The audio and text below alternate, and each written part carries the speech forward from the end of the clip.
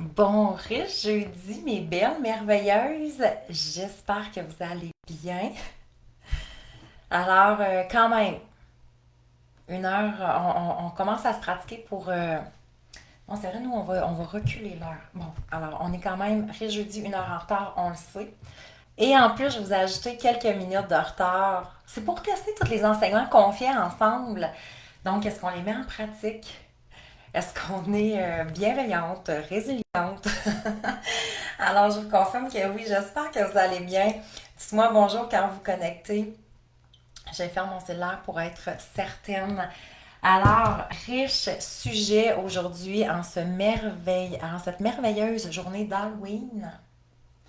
C'est comme le matin, je pense, le plus rochant de l'année. Je sais pas pour les mamans, là, qui maquillent encore leurs enfants, les déguisements et tout. Allô, ma belle Guylaine? Alors, tantôt, c'est ce que je me disais, c'était ma prise de conscience du matin, de ce beau matin d'Halloween. Je pense que c'est la journée aussi où la maison est le plus à l'envers. Tu sais, comme on déjeune, mais tout cela. Bref, je vous ai gardé la meilleure partie ici du décor. Hey, très heureuse de vous retrouver pour notre riche jeudi. Alors, pour celles qui sont nouvelles sur la page, les riches jeudis, c'est effectivement des moments d'une grande richesse qu'on partage des sujets toujours inspirants pour nous permettre de cheminer, d'évoluer, de faire nos prises de conscience. On sait que c'est ce cheminement-là qui fait que on va pouvoir récolter, bénéficier en même temps de moments de plus en plus riches, autant au niveau relationnel, le plus important, toujours la relation à soi, bien entendu. Alors, pendant que tout le monde entre, c'est sûr qu'on a changé beaucoup de choses. Habituellement, on est toujours à 9 heures. Mais effectivement, pour l'Halloween, je faisais ce petit spécial de changement d'horaire. C'était plus facile pour moi. Je m'assurais d'être à l'heure avec vous.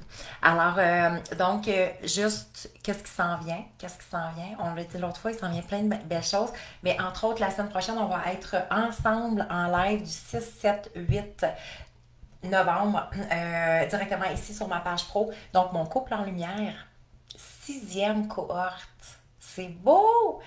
C'est tellement beau de voir ça. On va avoir, allô ma belle Geneviève, on va avoir plein de beaux commentaires aussi. Mon couple en lumière, c'est quoi? C'est vraiment le 3 jours gratuit. Donc, oui, c'est destiné à la femme pour mieux comprendre les messieurs. Peut-être qu'on les comprend pas. Non, ouais, on se sent souvent pas comprise, pas soutenue. Alors, encore trop de femmes donc, développent des comportements qui ne sont pas optimales pour recevoir justement plus d'amour, d'attention, de support de leur conjoint. Comment remettre de la lumière aussi dans le couple, dans le sens qu'on sait quand même, quand on regarde les statistiques, il y a plus de femmes qui vont, je pense que c'est à 65% environ, qui va jusqu'à 80%, que ce sont les femmes qui se sentent insatisfaites dans la relation amoureuse et qui vont quitter aussi souvent leur conjoint. Alors, donc, c'est vraiment une formation qui est dédiée pour les femmes justement qui veulent reprendre leur pouvoir d'amoureuse. Parce que vous avez un pouvoir exceptionnel, mesdames, quand même. Alors, on veut remettre de la lumière dans notre couple aussi, mieux comprendre la distinction entre le féminin et le masculin pour enfin enlever les attentes qui ne sont pas nécessaires et savoir comment aller optimiser justement les forces de l'autre pour les ramener dans le couple. Alors donc, voilà, c'est tout à fait exceptionnel, très inspirant. Tellement bien la formation Mon couple en lumière. Oui, ah, tu le réécoutes justement. Extraordinaire. Alors oui, il va y avoir beaucoup, beaucoup de commentaires parce que c'est sûr qu'avec en lançant une sixième cohorte comme ça, ben, il y a plein de beaux commentaires. Il y en a plein. On veut de la lumière de plus en plus dans nos relations, dans notre vie. Faciliter aussi, donner beaucoup plus de compréhension. Donc, et le lien que je fais constamment à chaque fois qu'on lance une cohorte de Mon couple en lumière, ou les 3 jours gratuits de toute façon, c'est que on, tu sais, depuis l'âge de 16-17 ans, on est en couple en général. On va l'être pour la majorité de notre vie, même quand il y a une relation qui ne fonctionne pas nécessairement. Rapidement, on souhaite revenir dans le couple. On se dit souvent que c'est la personne avec qui on était, effectivement. C'est sûr qu'il y a des matchs qui sont plus favorables que d'autres, on ne se le cachera pas. Cependant, c'est que on n'a pas nécessairement reçu suffisamment, selon moi, suffisamment de bagages pour mieux comprendre la distinction entre les femmes et les hommes, pour mieux comprendre comment je peux maximiser mon rôle d'amoureuse, parce que les femmes, on a vraiment une tendance à s'oublier, à se mettre de côté, à donner. On est beaucoup, beaucoup encore dans le don de soi. On va se rendre compte que dans la relation amoureuse, ce n'est pas nécessairement optimal, mais justement comment rendre nos forces optimales pour en bénéficier davantage. Alors, c'est tout en votre honneur, mesdames, cette formation-là. Et ces 3 jours-là, gratuits, bien entendu. La retraite au Maroc, il nous reste encore quelques places. Donc, on part le 24 avril 2025 pour 10 jours. On va être un groupe de 20 femmes. Donc, si je ne me trompe pas, je pense qu'il nous reste 7-8 places environ. On peut se céduler des appels téléphoniques juste pour s'assurer effectivement que c'est en cohérence aussi avec vous, avec votre énergie, avec ce que vous voulez. Donc, c'est la retraite immensité. On va travailler beaucoup, beaucoup le champ des possibilités, s'ouvrir à vraiment plus grand que soi. Donc, comment je pourrais dire, c'est comme j'ai beaucoup euh, tu sais, les fameux comme plafonds de verre qu'on a, tu sais, qu'on se restreint à nous-mêmes. Alors pour moi, aller vivre la retraite au Maroc dans l'immensité extérieure, c'est justement dans le but de nous ramener l'immensité intérieure. Alors ça va être transformationnel, c'est sûr. C'est vraiment une retraite exceptionnellement pour ça. Notre sujet aujourd'hui, notre riche sujet, la comparaison. Je pense que c'est un sujet très féminin, peut-être masculin, je sais pas. J'analyse pas suffisamment les hommes pour ça. J'aime analyser les femmes parce que je les accompagne depuis maintenant 5 ans et je le sais, on en parle, c'est la comparaison, c'est quelque chose qui revient vraiment beaucoup dans les défis des femmes. Allô, ma belle Nancy, heureuse de me connecter avec toi aujourd'hui. Alors, est-ce que la comparaison fait partie de vos défis? Et là, ben, ça peut prendre toutes sortes d'ampleurs. Donc, on peut se comparer un petit peu, beaucoup, passionnément. Il va y avoir peut-être des sphères de vie où on va avoir une grande tendance dans la comparaison. Ça peut être au niveau du travail, ça peut être au niveau familial. On se rencontre souvent qu'on a reçu, que notre éducation, qu'on pourrait dire, notre éducation a peut-être, voyons, j'ai pas le bon terme, pas bénéficié, mais supporté. Supporté aujourd'hui qu'on est beaucoup dans la comparaison. Allô, ma belle Jessica? Donc, on a été élevé souvent dans la comparaison. Et même quand on regarde, ça peut être, oui, de nos parents, bien entendu, se faire comparer entre frères et sœurs, se faire comparer entre les cousins et les cousines. Moi, je sais que c'est quelque chose qui était quand même assez présent dans notre au sein de l'éducation. Et par la suite, ben, on tombe dans la comparaison au niveau de l'éducation, donc à l'école, bien entendu. Puis par la suite, ben, il va avoir l'enfant même va commencer à se comparer. Donc, il faut comprendre que la comparaison au départ, elle est toujours par rapport à moi, donc je vais partir de moi-même, mais par la suite, ça va être par rapport aux relations interpersonnelles. Tu sais, si on était seul au monde, là, mais seul, on s'entend-tu qu'il n'y a pas de comparaison qui existe? Hey, allô! Mes belles merveilleuses qui se connectent, Mado qui est là, Maureen, je suis vraiment contente de vous retrouver. Alors, effectivement, ça, c'est une des premières choses. Donc, la comparaison est vraiment parce que on est dans un milieu où les relations sociales, interpersonnelles sont... Ben, interpersonnelles, on peut pas nécessairement dire ça parce que maintenant, même avec les réseaux sociaux, je pense, selon moi, que ça l'a augmenté même la comparaison. Parce qu'on va se comparer à partir de photos. On va se comparer même à la limite par rapport à des photos photoshopées Et ça, c'est de la photo, là. Mais donc, alors, les critères de comparaison, selon moi, ont encore plus augmenté.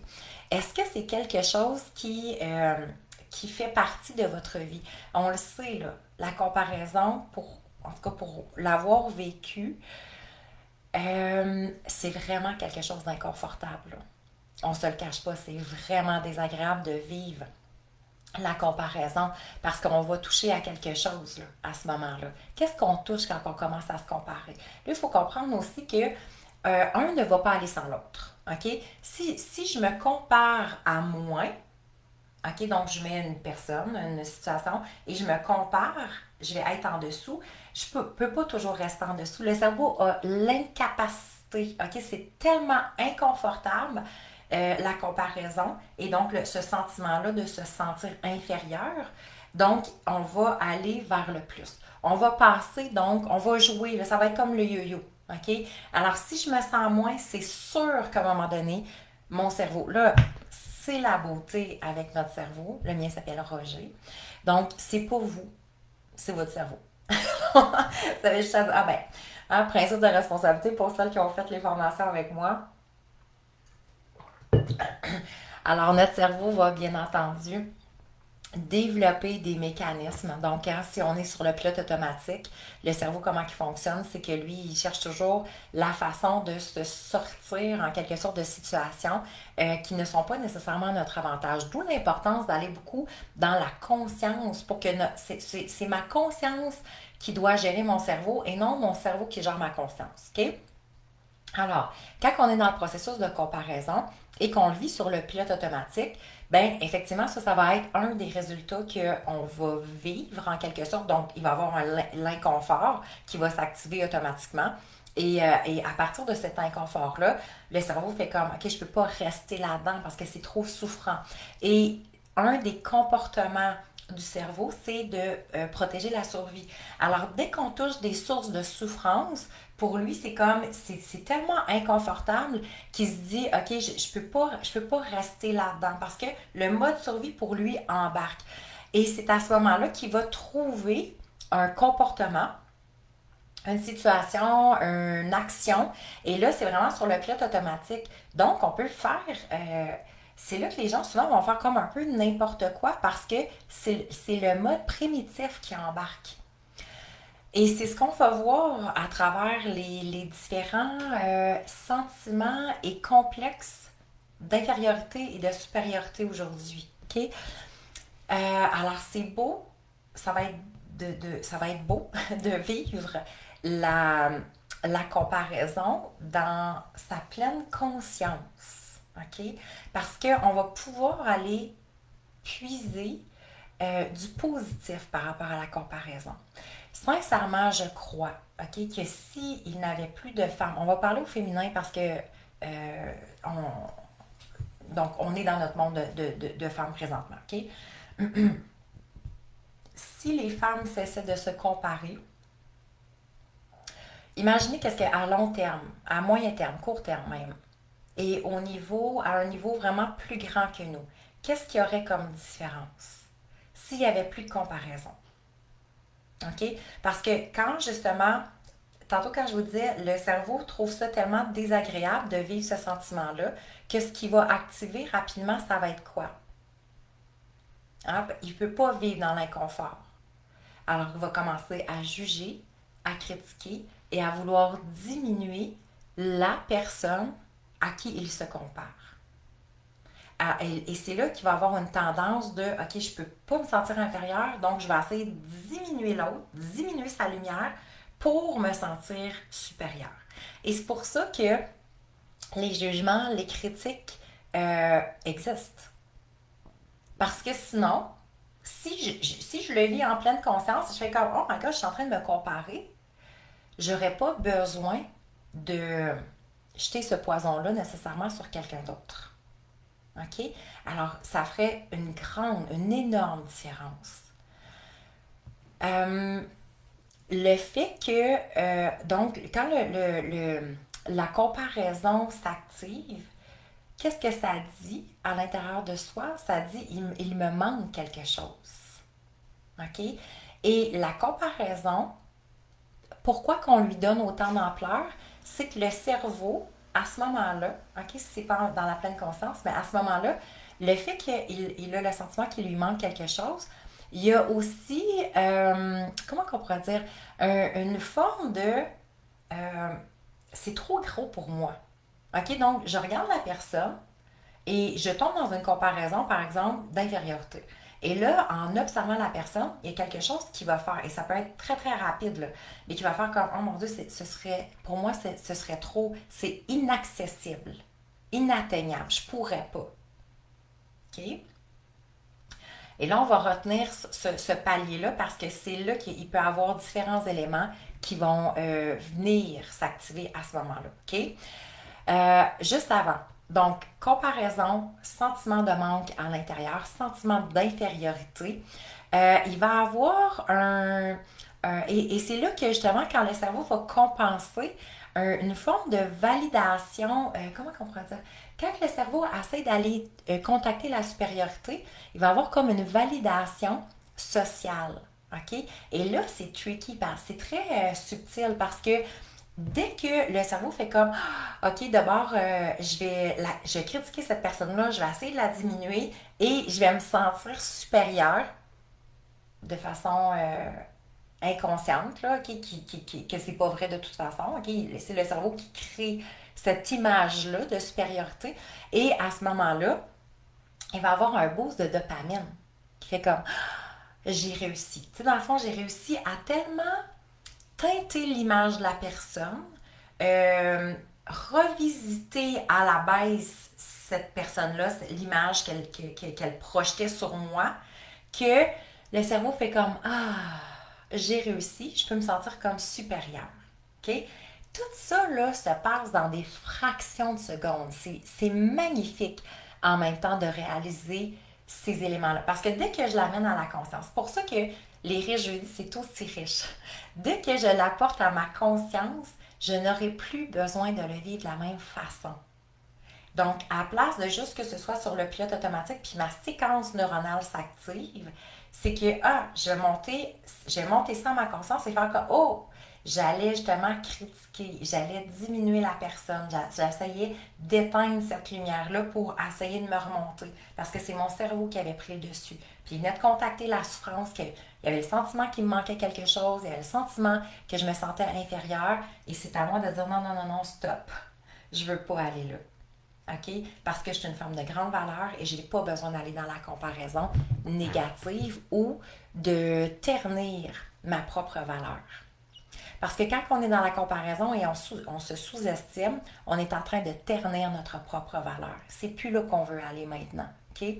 Alors, parce que après ça, c'est qu'on va commencer à avoir une remise en question. On va remettre en question notre identité. On va remettre en question notre valeur. Et ça va justement ça va diminuer notre estime personnelle. Estime personnelle, amour de soi. OK? Alors, d'où l'importance de vivre ce mécanisme-là de comparaison dans la pleine conscience pour qu'on puisse arrêter ce cycle-là qui devient très, très négatif et donc qui nous nivelle vers le bas et qui touche directement notre estime. C'est pas rien, là. Estime personnelle égale valeur. Je ne vaux pas grand-chose, je ne vaux pas beaucoup. OK? Et donc, pour revenir, aime-toi soi, c'est vraiment aime la femme que tu es, crois en toi, sois celle que tu veux être. Je veux être une femme de grande valeur. Je veux reconnaître cette valeur-là. Je veux.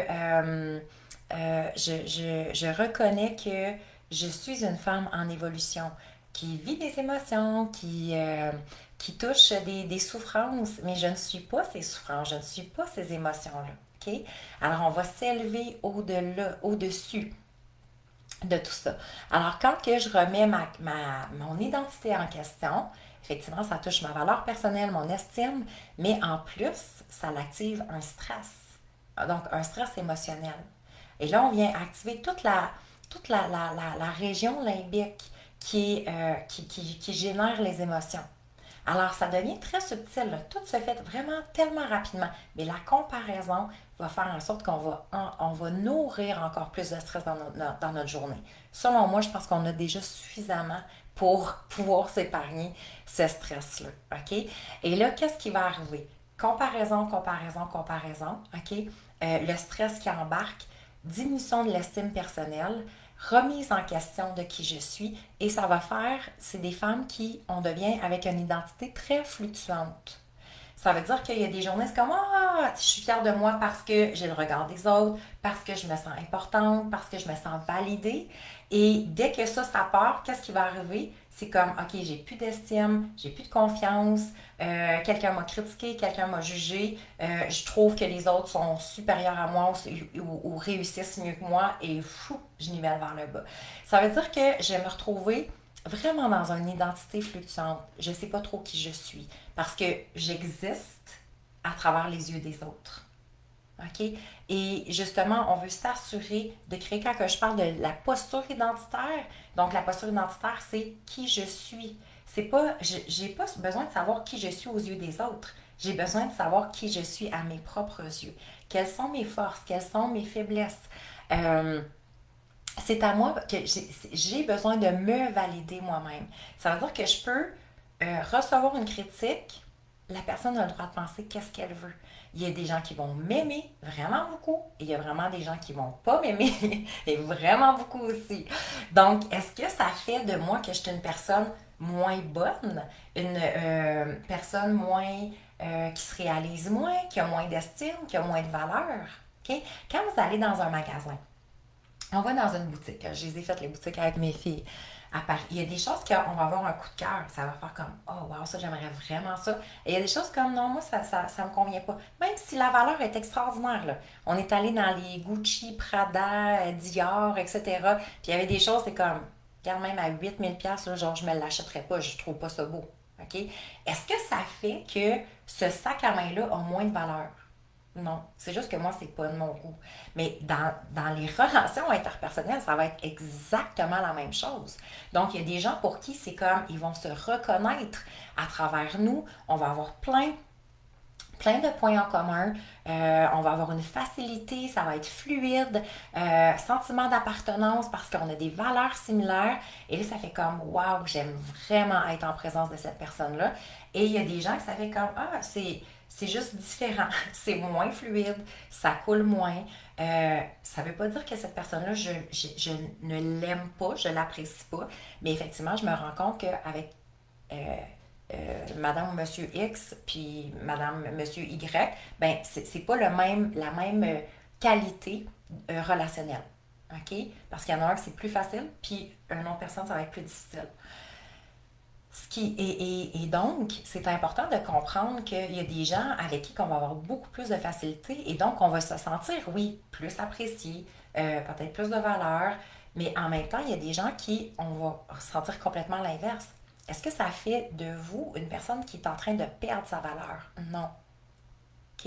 Est-ce que c'est parce que on se raconte l'histoire du 100 $? Je la raconte tout le temps, mais je l'aime trop cette histoire-là. OK? C'est la conférencière qui a un 100 $, puis elle dit qui veut le 100 $? Donc, il y a une salle de 100 personnes, genre. Qui veut le 100 $? Tout le monde dit moi, je le veux. Parfait. Donc, elle le chiffonne, elle crache dessus. Qui veut le 100 $? Tout le monde lève la main. Moi, je le veux. Ah oui, OK. Elle le roule en dessous avec ses souliers, puis elle a comme plein de boue, puis le 100 $ est comme, on a de la misère à voir que c'est un 100 $, OK? Elle reprend le 100 $. Qui veut le 100 $? Tout le monde. Moi, je le veux. Elle dit, vous voyez, vous venez d'apprendre la leçon la plus importante sur votre valeur. Malgré que ce 100 $ là est rendu souillé, il y a la même valeur. Le monde le veut encore. Donc, arrêtez de penser que parce qu'on vous critique, parce qu'on vous juge, parce que vous avez peut-être un sentiment de ne pas être assez, que vous venez de perdre une valeur. Votre valeur restera toujours la valeur que vous vous attribuez. Donc, c'est pas la valeur que les autres m'attribuent. C'est la valeur que je m'attribue. La valeur que je veux nourrir, que je veux conserver. OK? Et donc, à partir du moment qu'on va valider notre propre valeur, c'est à ce moment-là, effectivement, que la comparaison aura de moins en moins de place dans notre vie. Parce que je reconnais qui je suis.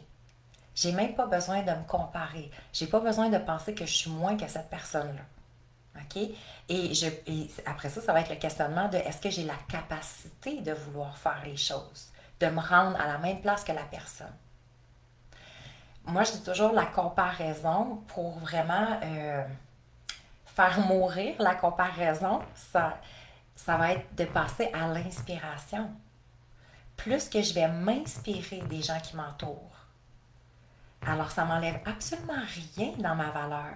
Mais je suis capable de reconnaître les gens qui sont devant moi, de les admirer, d'admirer leur courage d'avoir passé ou d'avoir réussi tel truc qu'ils font aujourd'hui, okay? Qu'ils font, qu'ils sont, qu'ils ont, peu importe.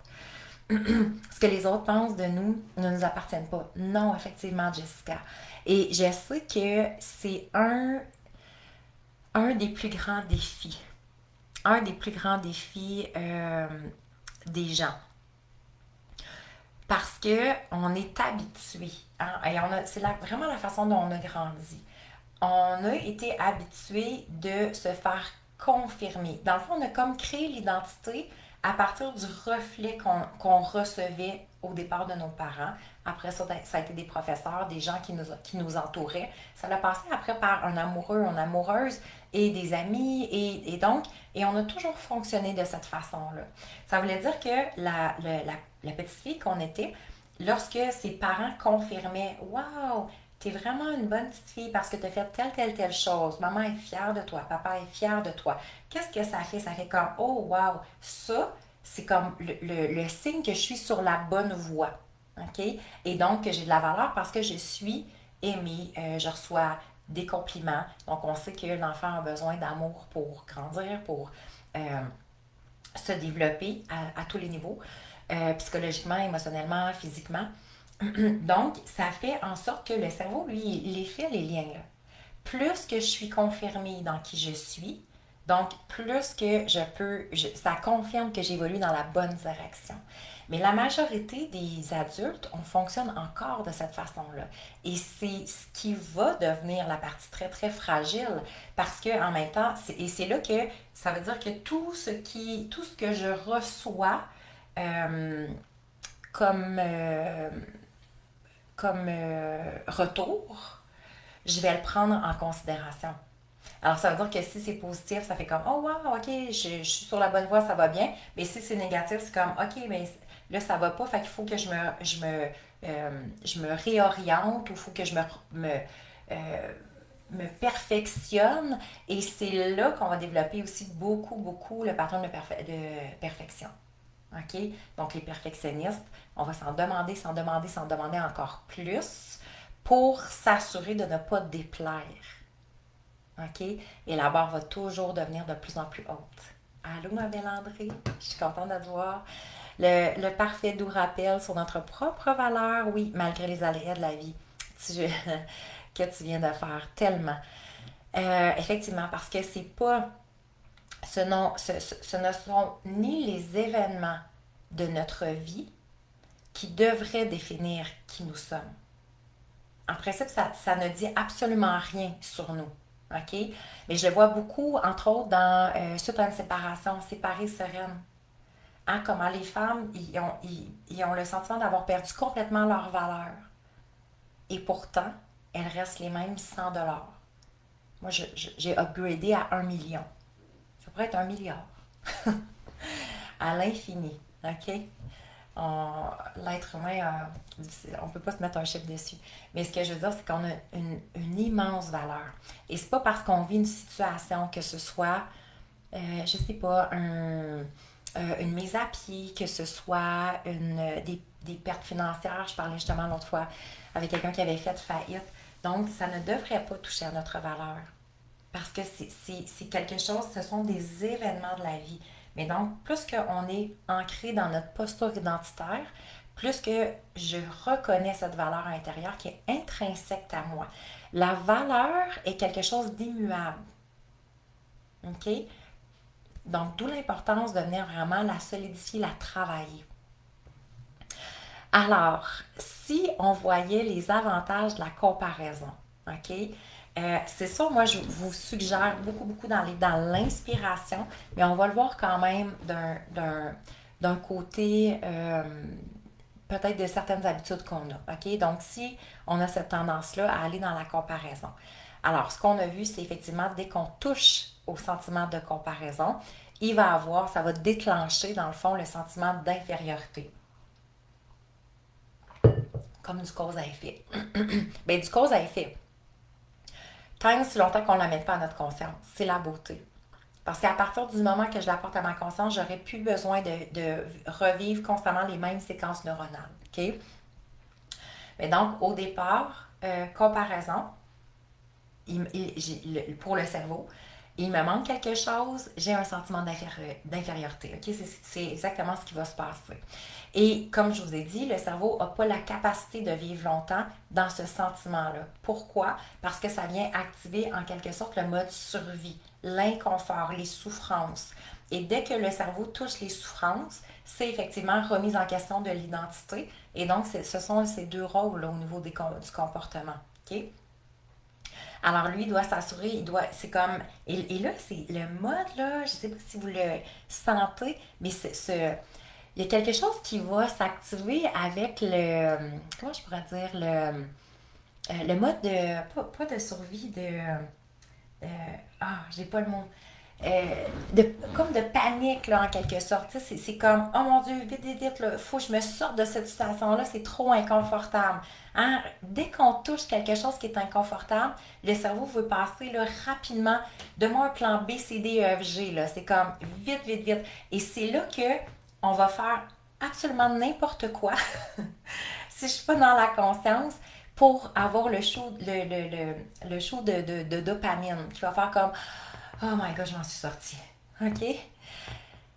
Alors, à ce moment-là, OK, si je commence à le vivre dans la pleine conscience, donc sentiment d'infériorité, comparaison, sentiment d'infériorité qui est déclenché, et là, je vais arrêter ici, au niveau de ma conscience. OK? Et là, il y a quelque chose de merveilleux qui peut, je dis bien qu'il peut se produire si je fais mes séquences dans cette conscience-là. OK? On va commencer à transformer le sentiment d'infériorité en sentiment de supériorité. OK? Dans quel sens? Dans le sens que, justement, on pourrait dire ce sentiment de supériorité à ce moment-là, parce qu'on ne le gardera pas, mais il va devenir comme un genre de stimulation. OK? Comme justement de l'inspiration, qu'on pourrait dire. Une forme de stimulation à faire comme aïe, comment je pourrais atteindre ça moi aussi? OK? Et quand on regarde les grands de ce monde, les grandes réalisations de ce monde, puis vous l'avez déjà tous vécu, c'est sûr, OK? Il y a vraiment comme, ça devient comme le moteur de faire comme, aïe, c'est ça que je veux moi aussi. C'est ça que je veux avoir, c'est ça que je veux être, c'est ça que je veux faire. Comment je vais faire pour y arriver? Et là, dès que je me pose la question comment je vais faire pour y arriver, je viens de placer le cerveau en ouverture de conscience, en ouverture d'esprit. OK? Et c'est là que le champ des possibilités va commencer à s'activer. Donc, parce que plus que je suis dans le stress, plus que je suis dans l'anxiété, on devient très, très, très, très limité, mais vraiment très limité, OK? Par rapport à une vision. Parce que ça devient comme une vision comme tunnel. J'ai trop de peur, c'est trop lourd. Donc, j'arrive pas à voir tout ce qui pourrait être accessible pour moi. OK? Tandis que quand je suis dans le questionnement et je fais comme oh, wow, OK, je savais pas ça que ça existait. Comment je peux faire moi aussi? OK? Là, on est comme dans l'ouverture. Fait qu'on n'est pas dans les peurs, on est plus dans un autre niveau de conscience. OK? Alors, à ce moment-là, ça va être quoi la beauté? C'est que ma valeur, regardez ici, elle n'est pas touchée. Elle n'est pas affectée. Et c'est vraiment là, on passe dans un mode d'inspiration, OK? D'activation à quelque chose de plus beau, de plus grand. Quelque chose, souvent, tu sais, c'est comme un peu l'élément déclencheur que ça nous prenait de savoir comme, ah, c'est possible ça. Hein? Quand on parle de prise de conscience, c'est exactement, ça nous prend une prise de conscience pour apporter un changement. Sans prise de conscience, aucun changement est possible. Alors, donc, quand on va contacter cette forme de comparaison et qu'on va tout de suite passer du sentiment, tout de suite, je veux dire, ça se peut que ça soit quelques minutes, mais du sentiment d'infériorité au sentiment de supériorité. Ça veut dire supériorité par rapport à moi-même, pas par rapport à quelqu'un d'autre. C'est comme, je pourrais moi aussi me sentir comme ça. Donc, à place d'enlever ma valeur, ça va me stimuler au niveau de ma valeur. Et c'est à ce moment-là que là, on va. Il y a quelque chose de magnifique qui se produit. Un, un sentiment ou, à vrai dire, comme une capacité d'activer au courage.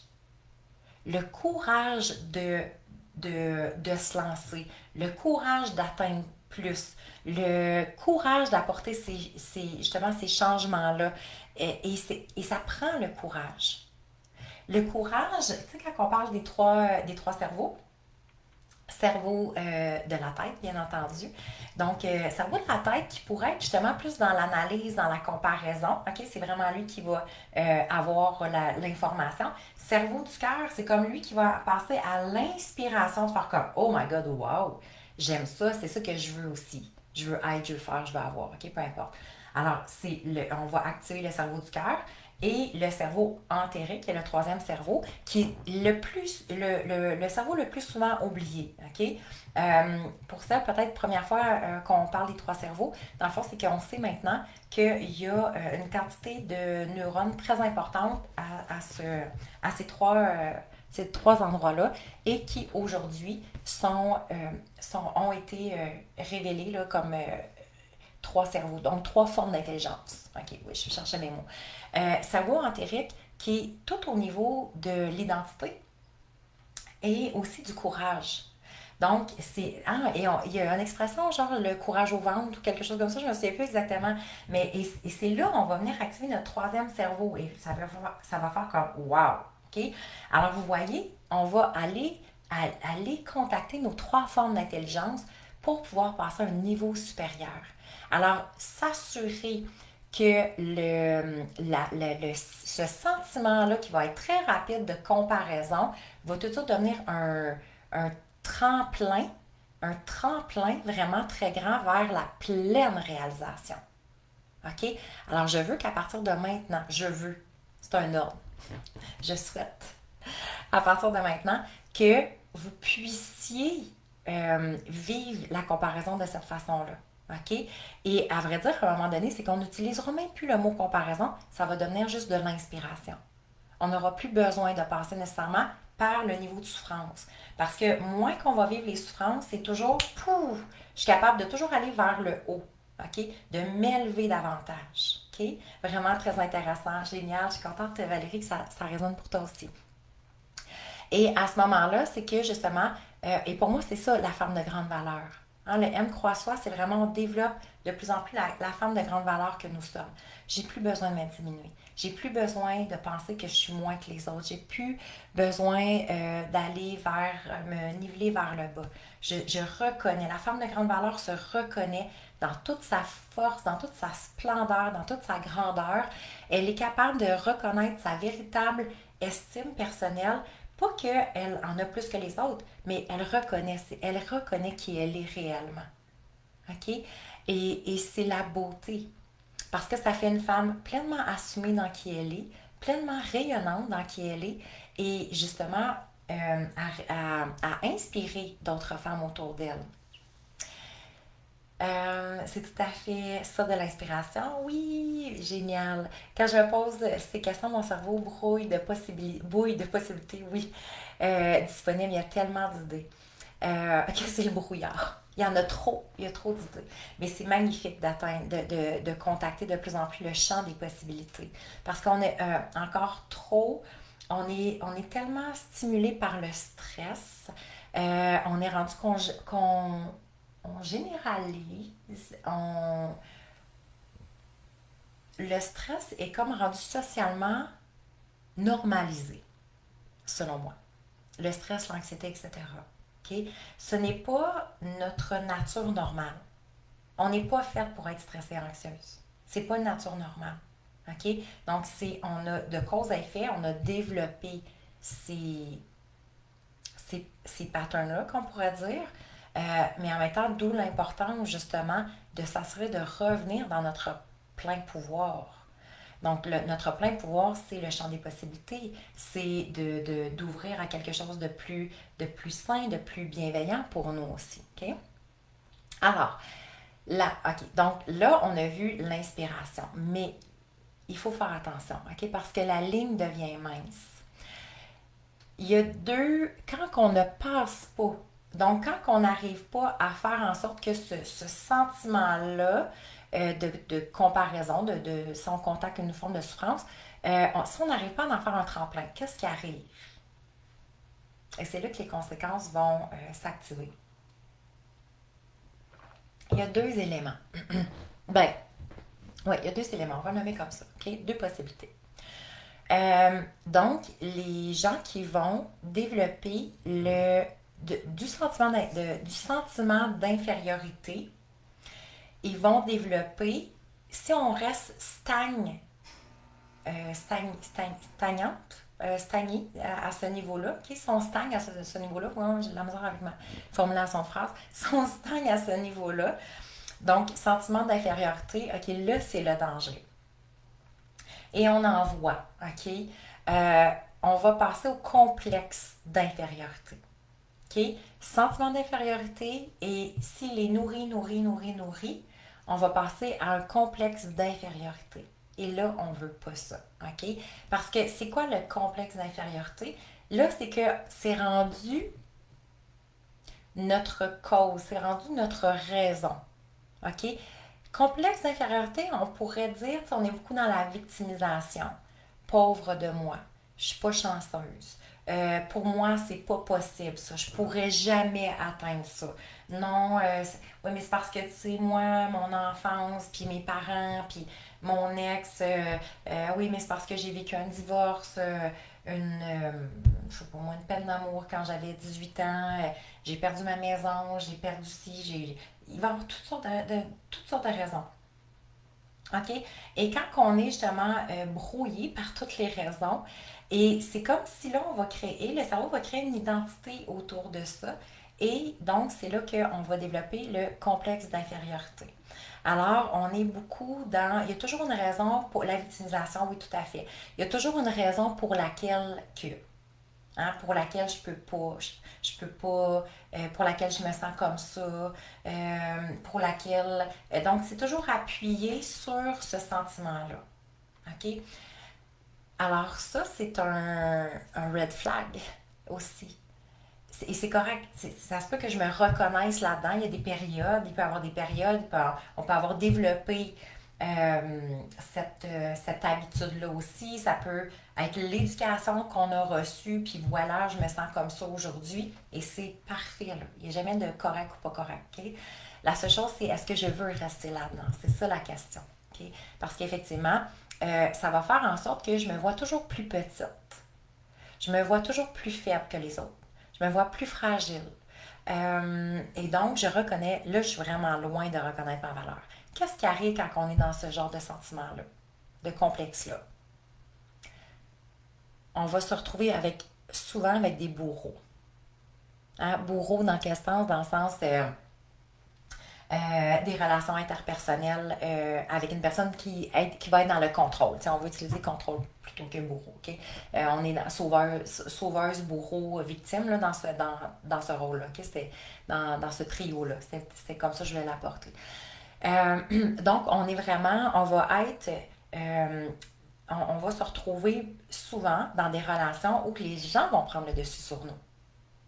Des gens qui vont vouloir contrôler, des gens qui vont justement diminuer notre valeur, des gens qui vont euh, nous dénigrer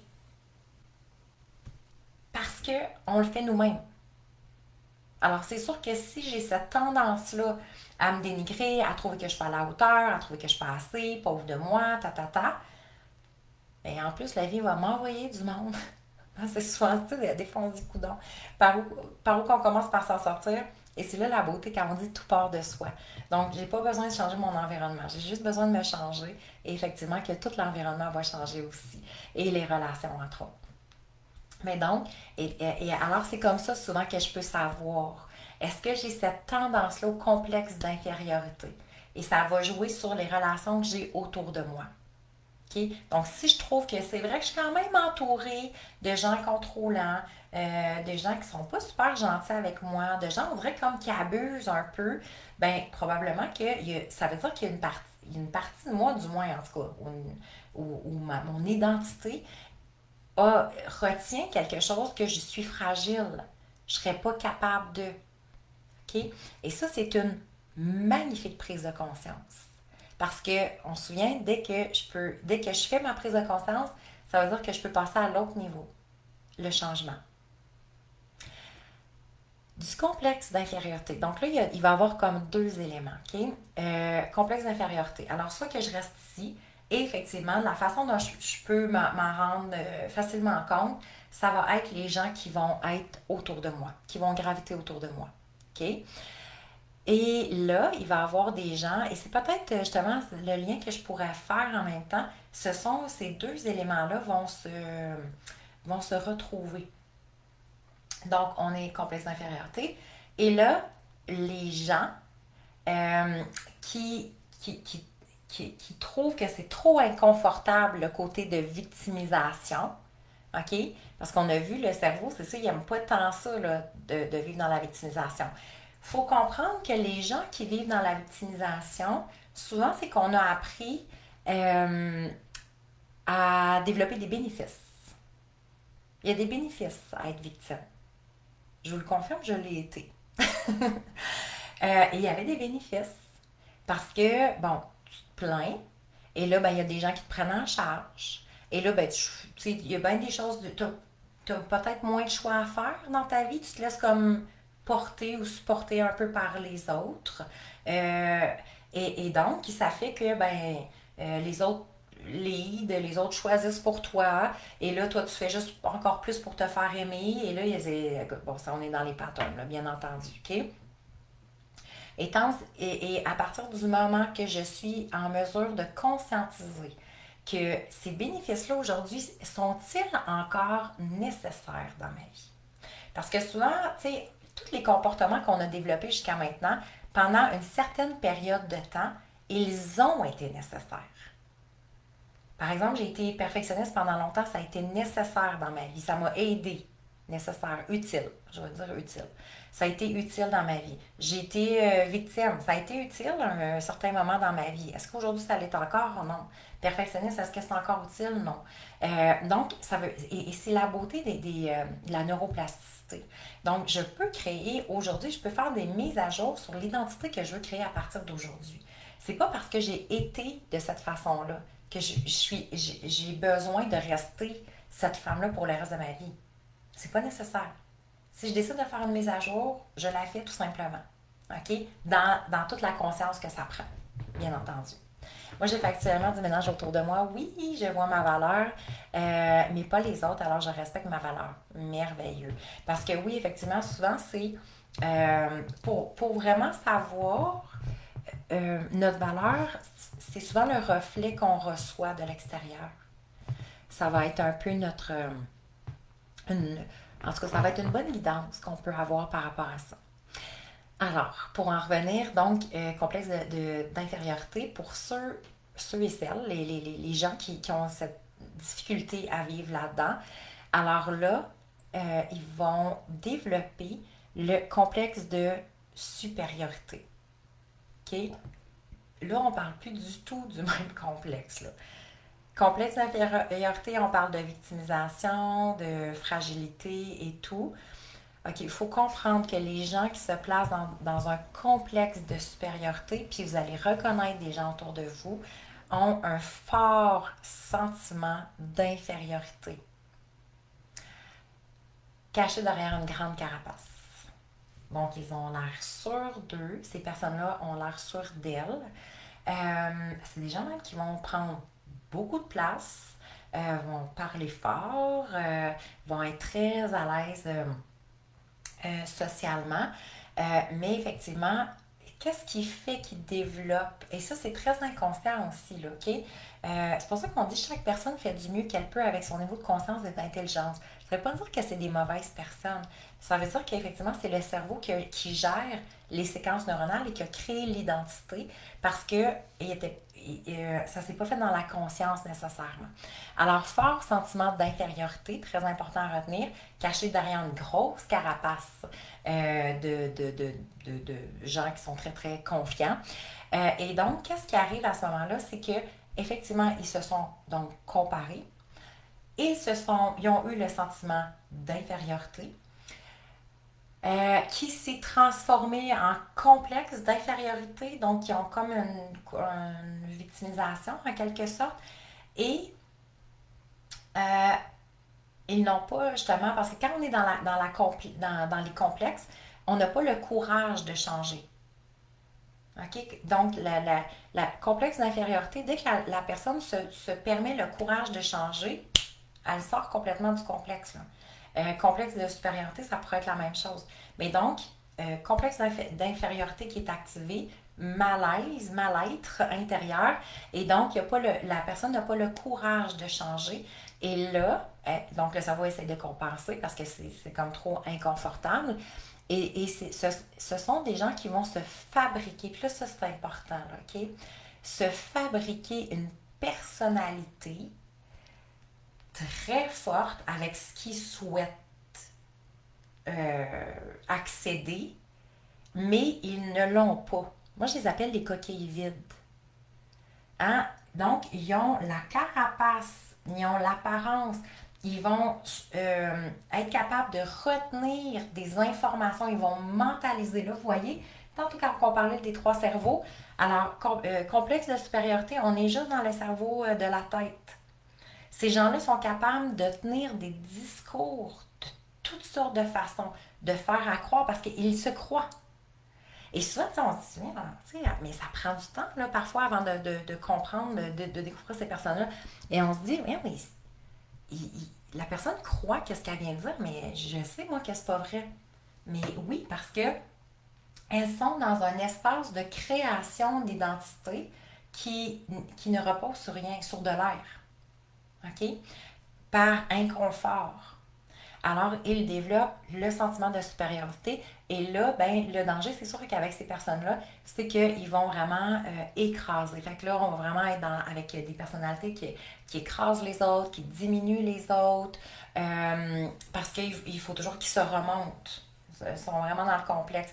Et le fait que ça cache un fort, puis là, je le mets en accent, là, mais un fort sentiment d'infériorité, encore plus que ceux qui ont développé peut-être le complexe d'infériorité, c'est encore peut-être plus souffrant, mais donc qui vont camoufler ça par un complexe de supériorité.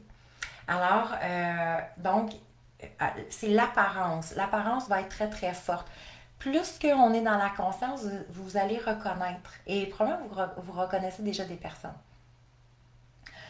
On peut voir la distinction entre quelqu'un qui a besoin de parler beaucoup, beaucoup. Donc, ça va être souvent des gens qui doivent vanter leurs exploits, vanter ce qu'ils ont fait, ce qu'ils ont réussi. Euh, Pourquoi? Pour venir nourrir, continuer à nourrir justement ce complexe-là. OK? Alors, ça va être un des éléments qu'on va retrouver dans le complexe de supériorité. Ils vont devoir dénigrer les autres, diminuer les autres pour essayer de se remonter. Et ils vont devoir constamment nourrir cette supériorité-là, donc en se vantant. Fait que ce sont des personnes souvent qu'on va trouver qui sont quand même vantables. Mais le fait que c'est très cérébral, souvent ils vont l'emmener d'une façon que ça passe inaperçu. Ça va prendre un certain temps avant de reconnaître les personnes qui sont dans le complexe de supériorité. Est-ce que ça vous aide à démystifier et à revisiter la comparaison d'une autre façon? C'est fou, là, parce que, tu sais, quand on parle de comparaison, on parle là, d'une fraction de seconde. Hein, ça se passe vraiment, vraiment très rapidement. Et là, ça fait quand même 1 heure qu'on est là-dessus. C'est ce que j'aime quand on décortique les genres de séquences neuronales qui se passent à l'intérieur de nous qui se font d'une façon très, très, très, très rapidement. Et là, c'est comme si on prend la hauteur et on décortique toutes ces séquences-là pour justement l'apporter à notre conscience, quand même. Ben, Valérie, c'est sûr qu'on va rentrer là, souvent dans. Tu sais, si on le met à l'échelle peut-être plus grande, parce que c'est sûr que, comme complexe d'infériorité, complexe de supériorité, il va avoir, ça va fluctuer. Là. Il y a des gens qui vont être, ça va être très, très, très intense, et il y a des gens que on va voir qui sont là-dedans. Mais tu sais, bon, ça va être de façon peut-être un petit peu plus subtile, moins profond comme blessure aussi. Là, après ça va, tu sais, c'est beaucoup relié justement à l'enfance, à l'éducation, au modèle qu'on a reçu, donc au conditionnement qu'on a reçu. Fait que c'est sûr que si c'est le bagage qu'on a reçu, ça va être souvent amplifié, mais donc après ça, c'est une question de conscience, on peut tout changer. On va souvent parler de narcissiques manipulateurs, des personnes qui vont être dans ces contrôlantes. On va parler des personnes qui vont être dans cette catégorie-là. Alors, donc, d'où l'importance, OK, de se recentrer sur soi. OK? Et ça va devenir notre conclusion pour notre jeudi. D'où l'importance d'être beaucoup dans la conscience, oui, mais de toujours recontacter, faire un retour vers soi, de dire qu'est-ce qui se passe quand je sens un inconfort. Euh, Qu'est-ce qui se passe à l'intérieur de moi? Est-ce que, pour que je puisse l'emmener, parce que ça se fait tellement sur le pilote automatique, on est tellement habitué d'être dans cette forme de comparaison-là. Euh, D'où l'importance de dire, d'avoir des temps de pause, des temps d'arrêt, mais le tu sais, souvent, on a 70 000 pensées par jour qui traversent notre esprit, ok? C'est intense, là. Euh, Ça va être très difficile à capter les pensées, il y en a trop, ok? Et de toute façon, on est à 95% dans l'inconscient. Ce qui ne ment pas, ok? Et qui va devenir votre point de référence, c'est le ressenti. Quand je ressens l'inconfort, quand je ressens une émotion, je peux pas la nier là. OK? Et c'est ça qui va devenir notre drapeau blanc. OK? C'est pas un red flag. Les émotions, les ressentis ne jouent pas contre nous. Même si c'est de la colère, même si c'est de la comparaison, même si c'est de la haine à la limite, ou même si c'est une forme justement, diminuer ma valeur, quoi que ce soit. Dans le fond, c'est toujours des drapeaux blancs. Quand je suis dans ma conscience, parce que je veux tout le temps ramener une paix intérieure à l'intérieur de moi. OK? C'est très intérieur, hein? Une paix intérieure à l'intérieur de moi. Quand même, on s'intériorise. Euh, Alors, d'où l'importance que de capter ces émotions-là, de capter ce ressenti-là et de faire comme, oh, OK, ça c'était vraiment inconfortable, j'ai pas aimé ça. Qu'est-ce qui se passe?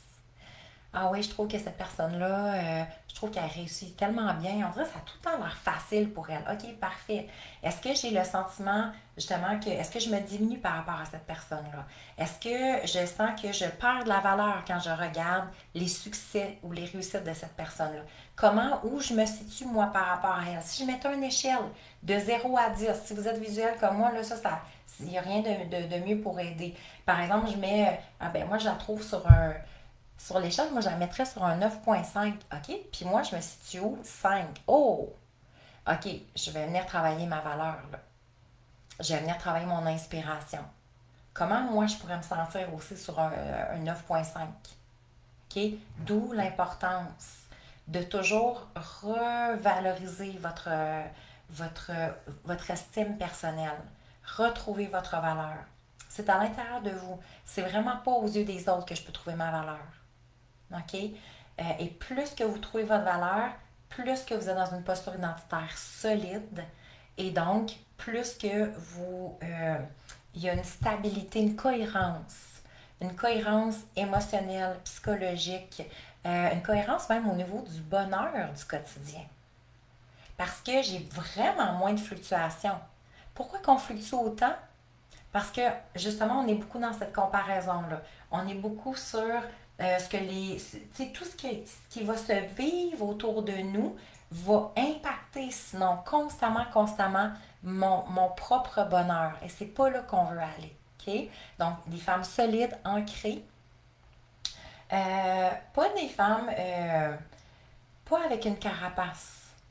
OK? Pas la fille qui est capable de tout faire. Tu sais, le genre de superwoman qui, ah ouais, amène-en des projets, amène-en des.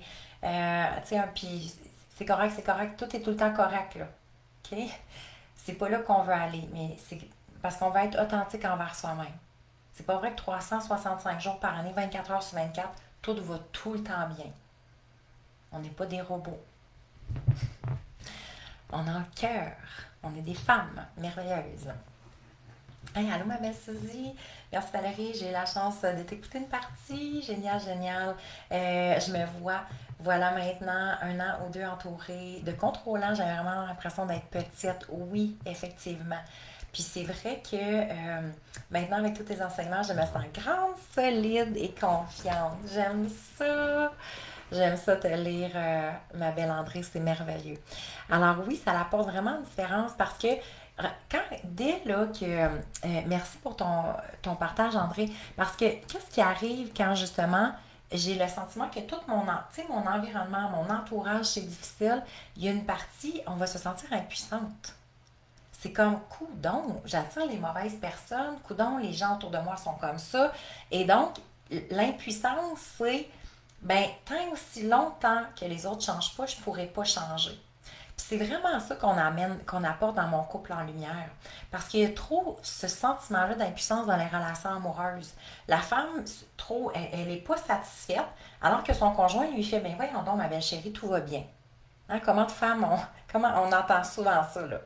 Tu sais, c'est comme, chérie, il faudrait qu'on parle, je trouve que ça va pas super bien. Hein, de quoi tu parles? Hein, c'est quand tu dis, écoute, on est-tu dans le même couple? Et pourtant, oui.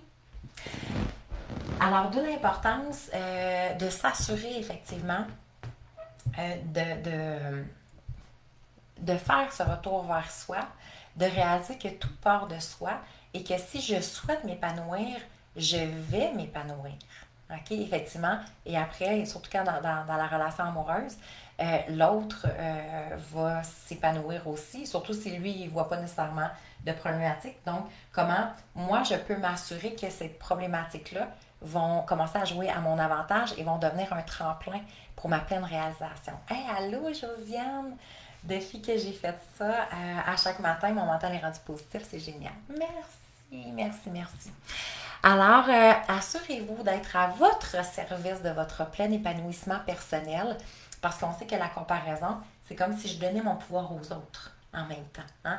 Fait que on veut s'assurer d'être au service, à notre propre service, de notre plein épanouissement personnel. On va être des femmes qui se réalisent pleinement, qui découvrent justement leur beauté, leur grandeur, leur splendeur. Donc, le M croit soi, aime la femme que tu es, crois en toi, sois celle que tu veux être. Alors, merci d'avoir été là pour ce beau, riche jeudi, en cette belle journée d'Halloween. Donc, la semaine prochaine, du 6 au 8 novembre, mon couple en lumière, 3 jours gratuits, on se connecte ensemble. Si vous n'êtes pas inscrite, prenez le temps de vous inscrire parce qu'on envoie des documents aussi. Donc, il y a toujours une plus-value que vous puissiez recevoir les documents pour vivre ce beau 3 jours-là. Je vous remettrai le lien. De toute façon, il y en a pas mal sur la page aussi. Et voilà. Donc, on commence la 6e cohorte aussi la semaine prochaine pour celles qui veulent être sur la liste d'attente pour mon couple en lumière. Vous pouvez nous écrire aussi info@valériemartel.com pour vous assurer d'avoir votre place dans la 6e cohorte. Alors, vous allez recevoir l'information en temps et lieu. Ça ne vous implique à rien, mais c'est juste pour que vous soyez les premières informées et pour vous assurer de garder votre place. Donc, je vous souhaite un superbe, riche jeudi, riche week-end. Amusez-vous. Soyez dans cette pleine conscience, justement, où vous situez-vous. Votre valeur personnelle, vous la mettez à combien aussi d'une échelle de 0 à 10? Quelle place prend la comparaison dans votre vie? de moins en moins, encore beaucoup. Et donc, de faire tous ces processus-là dans la pleine conscience. Je vous aime, je vous adore. Je vous souhaite une belle journée, puis je vous dis à très bientôt pour un prochain jeudi. À bientôt.